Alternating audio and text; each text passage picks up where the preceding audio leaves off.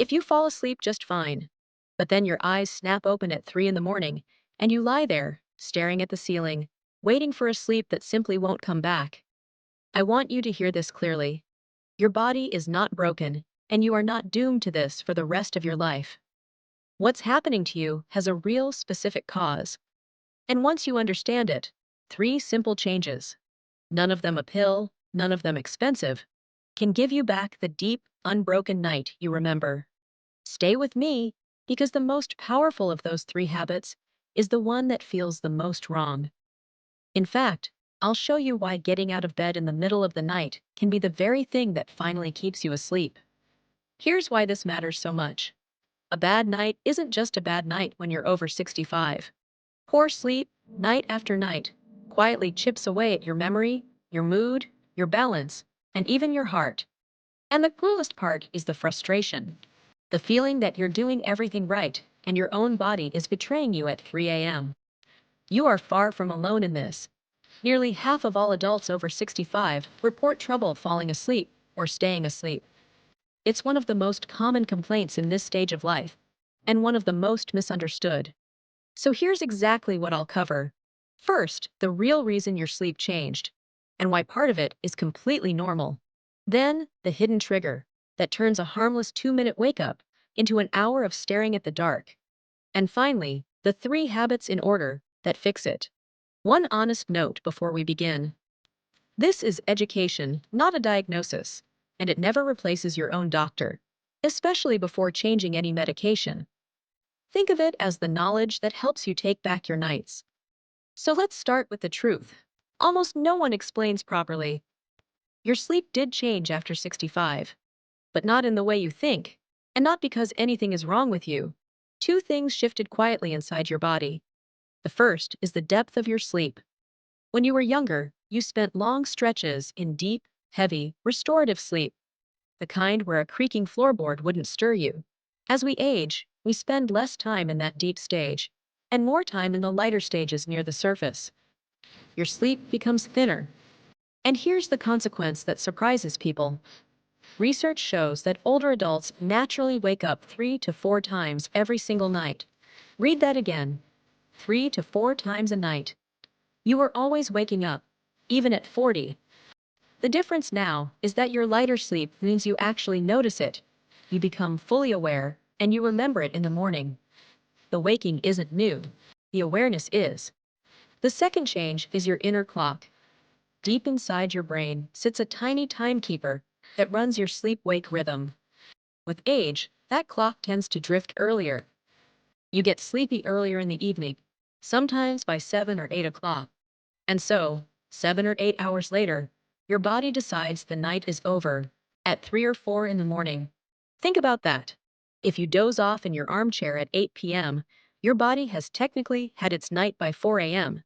It's not malfunctioning. It's doing exactly what its clock told it to do.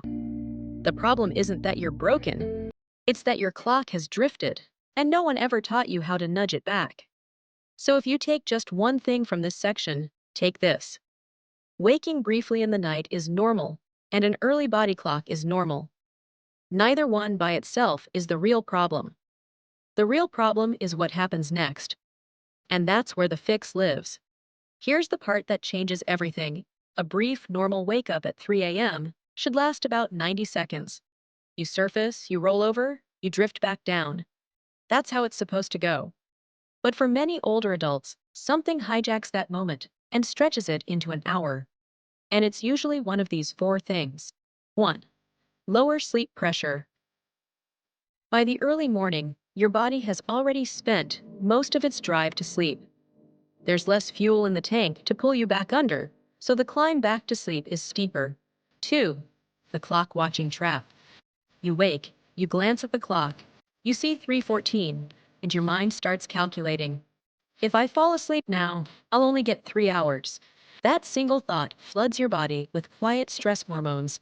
And stress is the exact opposite of sleep. The harder you try to force it, the further it runs. 3. The bathroom trip.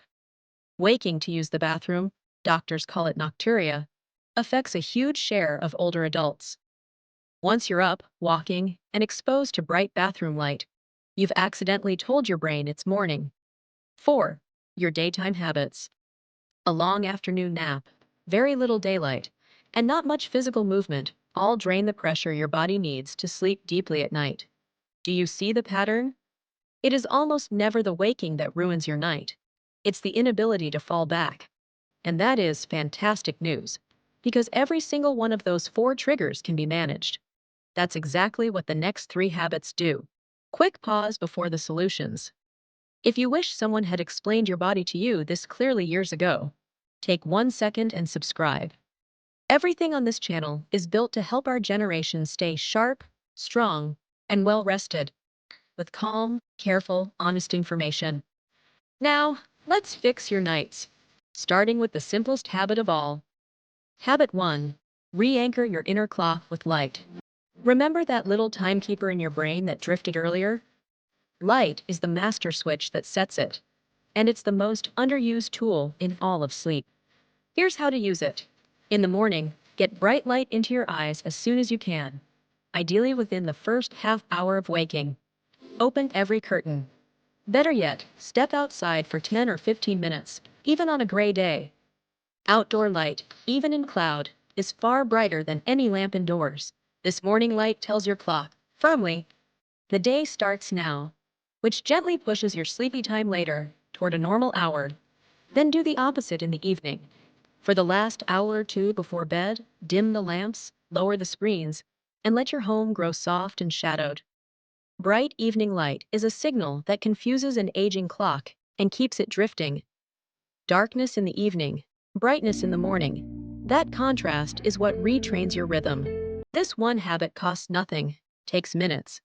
And for many people, it's the difference between waking at 4 a.m. and sleeping until 6. Habit 2. And this is the powerful one I promised you, the one that feels completely backwards. When you wake at 3 a.m. and you don't drift back within about 20 minutes. Get out of bed. I know, it sounds like the worst possible advice, but here's the science behind it.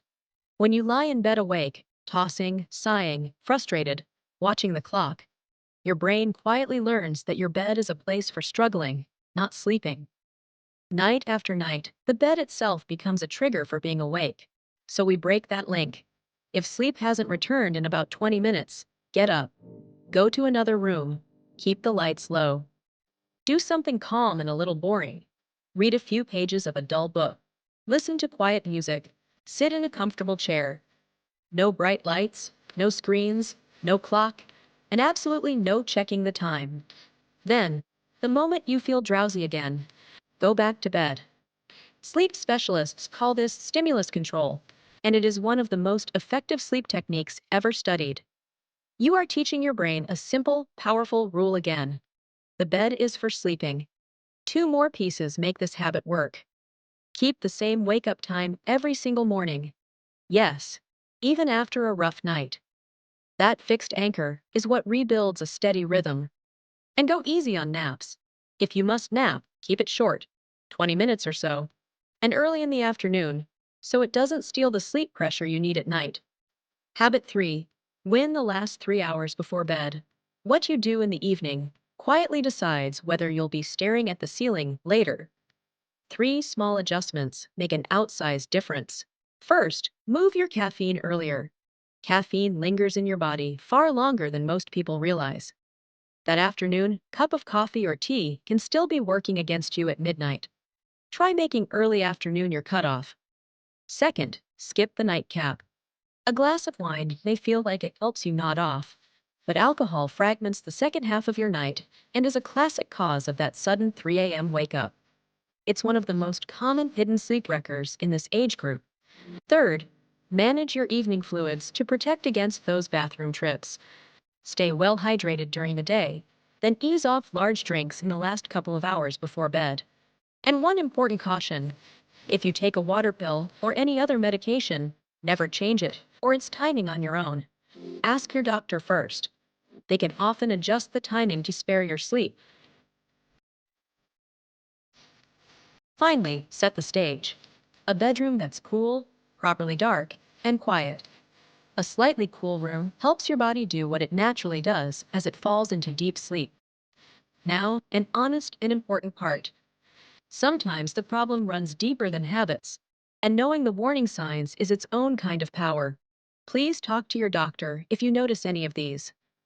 Loud snoring with gasping or choking, and exhaustion no matter how long you slept. That can point to sleep apnea, which is common, serious, and very treatable. Getting up to the bathroom several times every night deserves a look, because the cause is often fixable.